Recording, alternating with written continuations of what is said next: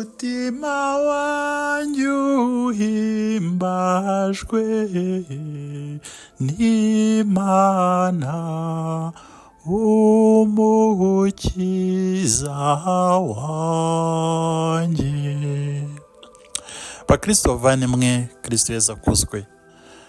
Tugeze ku cyumweru cya gatatu cya Adiventi, icyumweru Kiliziya yise Gaudete. Ni umunsi rero w'ibyishimo, ibyishimo by'integuza, ibyishimo by'intangamarara, ibyishimo byo kuvuka k'umwami wacu Yesu Kristo. Twese twumve ibyo byishimo Nyagasani atuzaniye. Nawe utabyumva, komeza usabe, komeza usenge, Nyagasani aguhe inema yo kunezerwa muri we. Nibyo amasomo matagatifu uyu munsi atubwira. Paulo mutagatifu aratubwira ati nimwishimire muri Nyagasani.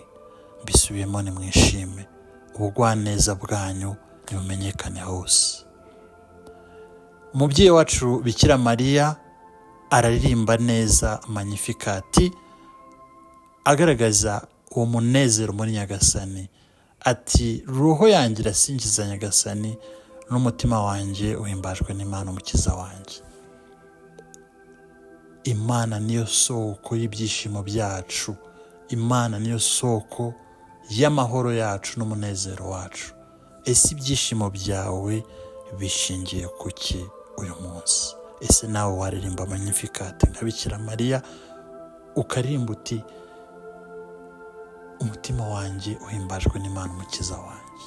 Uyu munsi hari byinshi bidukurura, bishaka kuduha ibyishimo, cyangwa se biduha ibyishimo by'igicagate: amafaranga, ibyubahiro, ubwiza, siporo, inzoga, ubwenge n'ibindi byinshi. Kuri iki cyumweru cya Gaudete, icyumweru cy'ibyishimo nyakuri, rebaho ibyishimo byawe bishingiye. Ese bishingiye ku Mana umukiza wawe? Ese Imana niyo byishimo byawe, niyo mahoro yawe, niyo munezero wawe? Bavandimwe, kuri iki cyumweru cya Gaudete dusabe iyo ngabire. Imana ibe ibyishimo by'ukuri. Imana ibe ibyishimo n'umunezero w'iteka.